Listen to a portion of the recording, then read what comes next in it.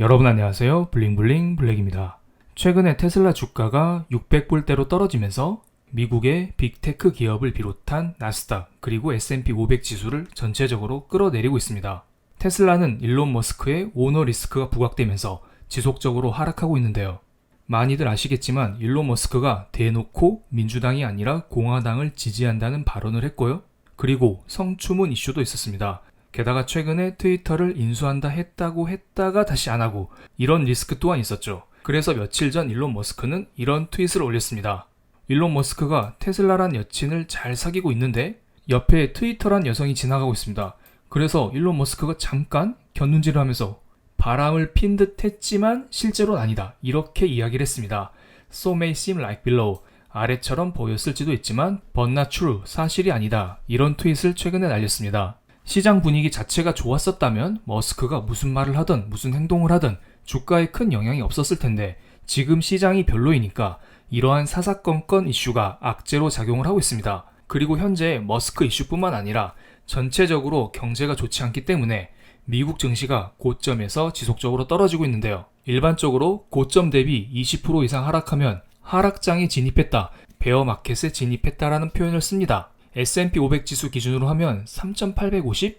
이 정도에 진입하면 하락장이다, 베어마켓이다 이런 표현을 쓸 수가 있는데요. 지난주 금요일 간밤에 미국 증시가 장중에 하락장에 진입을 했었다가 다시 회복하는 모습을 보이고 있습니다. 많은 전문가들은 이것은 일시적인 회복일 뿐 아직 하락장은 끝나지 않았다 이런 말을 하고 있습니다. 그런데 현재 미국 증시에 약간은 색다른 바람이 불어오고 있습니다. 그 바람이 무엇인지 하나씩 체크를 해보겠습니다. 현재 글로벌 증시가 힘든 이유는 두 가지 이슈가 있죠. 첫 번째는 중국 봉쇄 그리고 러시아 전쟁 이슈가 있습니다. 이 두 가지는 모두 공급발 인플레이션을 촉진시키는 이슈죠. 그래서 현재 글로벌 물가가 지속적으로 뛰고 있는 상태입니다. 하지만 이 두 가지 이슈 중에서 하나가 아주 약간은 해소되는 느낌이 있습니다. 바로 중국발 봉쇄 리스크인데요. 중국 상하이의 봉쇄가 최근 들어 조금씩 풀리고 있습니다. 그러면서 물가 상승 압박 역시 조금씩은 완화되고 있는 것도 사실입니다. 게다가 여기에 중국은 최근에 기준금리를 내렸습니다. 중국은 5년물 대출 우대금리를 기존의 4.6%에서 4.45%까지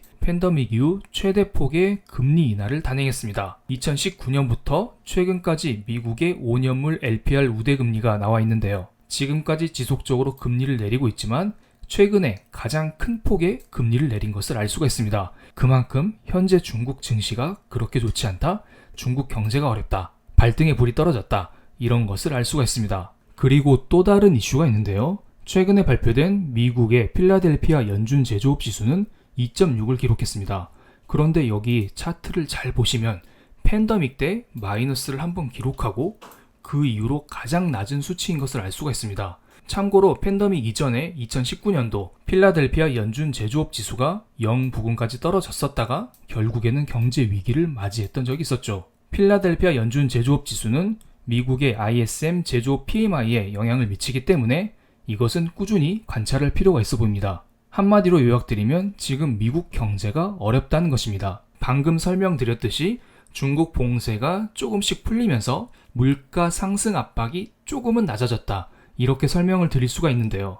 여기에 미국의 경기 침체 리스크까지 나오면서 물가 상승 압력이 더욱더 낮아진다. 이렇게 말씀을 드릴 수가 있겠습니다. 일반적으로 경기 침체가 오면은 사람들은 물건을 잘 사지 않습니다. 그러면 수요 감소가 발생하고 수요 감소는 즉 물가 하락을 불러오게 되죠. 그런데 지금 공급 문제로 인해서 물가 상승 압력이 너무 크기 때문에 경기 침체 우려가 물가 하락을 바로 불러오긴 어렵고 물가 상승률을 조금 둔화시키는 그러한 효과를 발휘하고 있습니다. 물론 미국의 경기 침체가 아직 온 것은 아닙니다.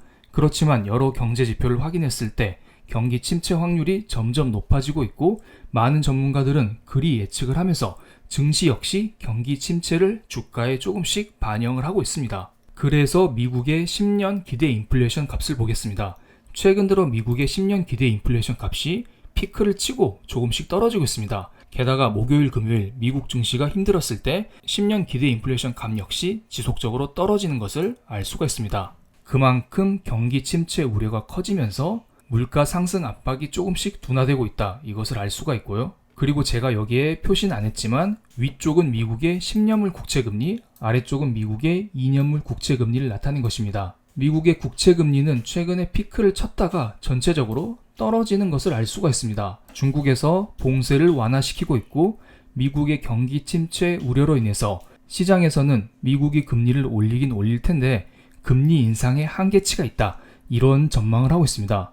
그러면서 미국의 국채금리, 기대 인플레이션이 피크를 찍고 하락을 하고 있습니다. 보통 금리와 연관이 가장 큰 게 미국 성장주가 모여있는 나스닥 지수이죠. 그렇기 때문에 나스닥 지수의 반등은 나올 수 있을 거라고 봅니다. 특히 지금까지 다우 대비 나스닥의 낙폭이 크기 때문에 상대적으로 많이 빠진 나스닥 지수의 반등이 나올 수 있는 환경이 조성되고 있습니다. 그리고 최근 연준 의원들의 발언을 보겠습니다. 5월 17일 제임스 블러드 연은 총재의 발언을 보겠습니다. 이분은 평소에 0.75% 금리 인상을 강력하게 외쳐왔었는데 이날만큼은 0.5% 금리 인상을 지지했습니다. 지금까지는 엄청난 매파적인 주장을 해왔다가 최근에 덜 매파적으로 의견을 후퇴시켰습니다. 그런데 지난주에 이분은 또 이런 말을 했습니다. 만약에 2022년도에 금리 인상을 통해서 인플레이션이 억제가 된다면 내년에는 기준금리를 내릴 수가 있다.